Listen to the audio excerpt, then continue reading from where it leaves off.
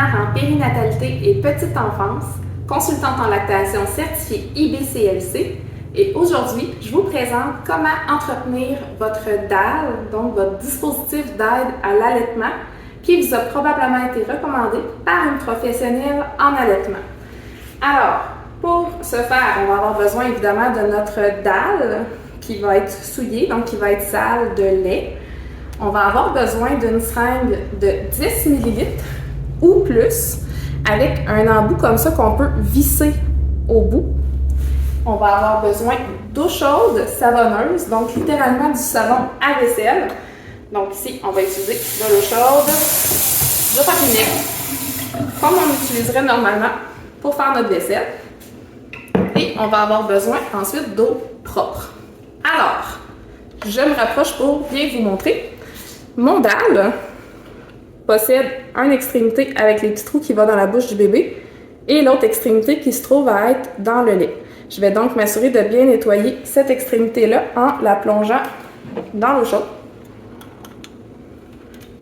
Je vais ensuite prélever dans mon eau chaude un premier 10 ml de liquide, donc d'eau chaude savonneuse. Là, je suis très savonneuse, hein. Vous pouvez même voir toute la mousse sur ma seringue.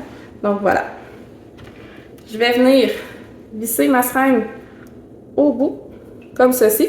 Et je vais tout simplement, avec une bonne pression, venir laisser s'écouler mon liquide par le bout de mon DAL en appuyant sur mon piston de ma seringue. Une fois que ça c'est fait, je vais dévisser ma seringue et je vais maintenant utiliser de l'eau chaude. Donc encore là, de l'eau chaude du robinet, là, de l'eau chaude potable, ça convient, qui n'est plus savonneuse. Donc de l'eau chaude normale. Je prélève mon 10 ml. Je revisse ma seringue au bout du DAL.